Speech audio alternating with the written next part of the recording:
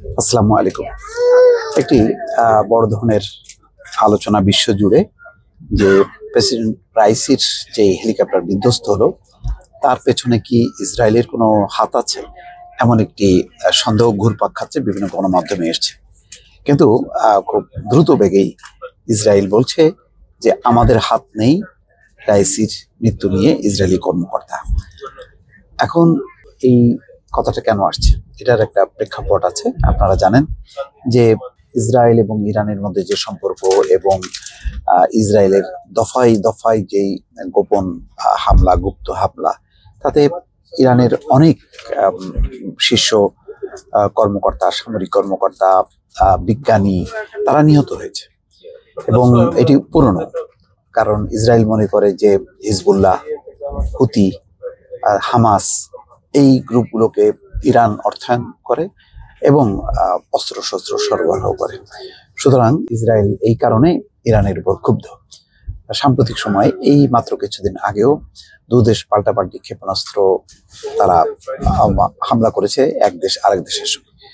যদিও সেটি বড় আকারের ঘটনা ঘটেনি, কিন্তু তার আগে দামেস্কে যেই ইসরায়েল বিমান হামলা চালিয়েছিল তাতে ইরানের শীর্ষ একজন কমান্ডার সহ 7 জন কর্মকর্তা ঘটনাস্থলে নিহত হয়েছিল এবং পুরো কম্পাউন্ড একেবারে ধসে গিয়েছিল। তো এখন যে হেলিকপ্টার দুর্ঘটনা ঘটলো, 63 বছর বয়সী রাইসি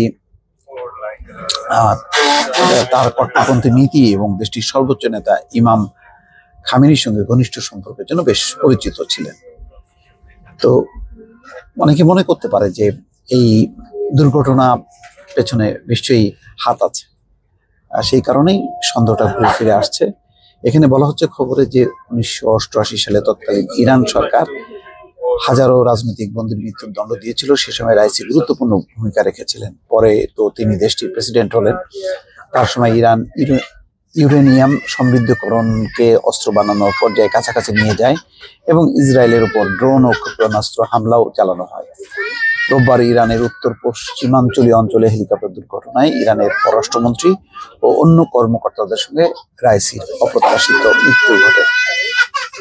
তো রাইসির হেলিকপ্টার বিধ্বস্ত হওয়ার ঘটনা অনেক জল্পনা কল্পনার জন্ম দিয়েছে এবং পারিপার্শ্বিক পরিস্থিতি বিবেচনায় এই দুর্ঘটনা নিয়ে নানা প্রশ্ন উঠেছে। ইরান যখন তার প্রেসিডেন্টকে হারানোর শোকে আচ্ছন্ন, তখন দেশটির উপর অনিশ্চয়তার মেঘ ছড়িয়ে পড়েছে, যার প্রভাব পড়তে পারে মধ্যপ্রাচ্য জুড়ে। প্রেসিডেন্ট রাইসির যে মৃত্যুর ইরানের আভ্যন্তরীণ ক্ষমতার বিরোধ বা সংকটের সূত্রপাতই করবে না, বরং এই অঞ্চলে তাৎপর্যপূর্ণ প্রভাব ফেলবে।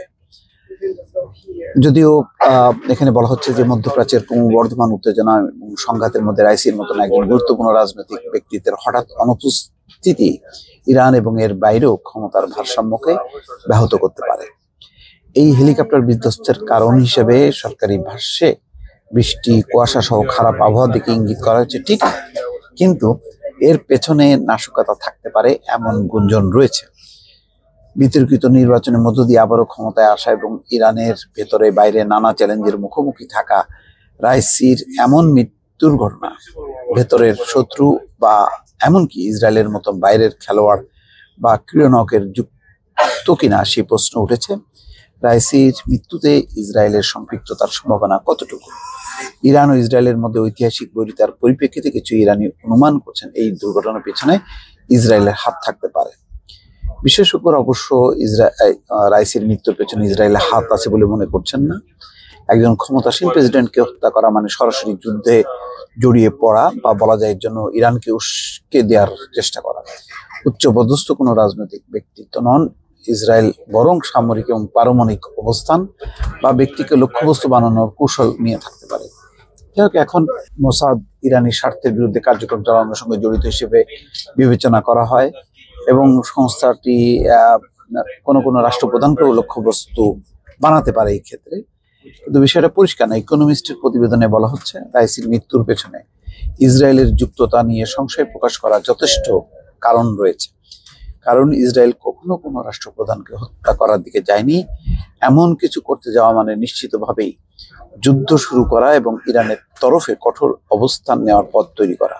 যাই হোক, এমন একটি সময় হেলিকপ্টার বিধ্বস্তর ঘটনাটি ঘটেছে যা এই অঞ্চলে উত্তেজনাকে আরো বাড়িয়ে দেবে। এটা হলো বিশ্লেষণ। তবে খুব দ্রুত বেগেই ইসরায়েলের কর্মকর্তা বলছেন যে আমাদের হাত নেই রাইসির মৃত্যুতে। ইসরায়েলের একজন কর্মকর্তা বলেছেন হেলিকপ্টার বিধ্বস্ত হয়ে ইরানের প্রেসিডেন্ট ইব্রাহিম রাইসির মৃত্যুর ঘটনায় তার দেশের কোনো সম্পৃক্ততা নেই। নাম প্রকাশ না করার শর্তে ওই কর্মকর্তা বলেন যে আমরা এর সঙ্গে জড়িত নই। ইরানের মৃত্যুর ঘটনায় সৌদি আরব, তুরস্ক, রাশিয়া, চীন, ভারত, পাকিস্তান সহ বিভিন্ন দেশ শোক প্রকাশ করেছে। তবে এখনো মার্কিন যুক্তরাষ্ট্রের কাছ থেকে শোকের বার্তা পাওয়া যায়নি। ইউরোপীয় ইউনিয়নও রাইসি সহ ইরানের অন্য কর্মকর্তাদের মৃত্যুতে শোক জানিয়েছে। তবে ইসরায়েলের পক্ষ থেকে আনুষ্ঠানিকভাবে কোনো প্রতিক্রিয়া জানানো হয়নি। ইসরায়েলের বিরোধী দলীয় নেতা এম.কে. আভিগদর লিবারম্যান বলেছেন রাইসির মৃত্যুর পর মধ্যপ্রাচ্যে ইরানের নীতিতে কোনো পরিবর্তন আসবে ইসরায়েল এমনটা আশা করে না। তো এই জল্পনা কল্পনার মধ্যে আছে। এখন নিশ্চয়ই অনুসন্ধান চলছে, গবেষণা চলছে। তার মধ্যে দেখা যাক শেষ পর্যন্ত কি দাঁড়ায়। এই দুর্ঘটনা কি সত্যি দুর্ঘটনা নাকি ইসরায়েলের কোনো হাত আছে, সেটি নিশ্চয়ই আরো কিছুদিনের মধ্যে পরিষ্কার হবে বিষয়টা। ভালো থাকবেন। আল্লাহ হাফেজ।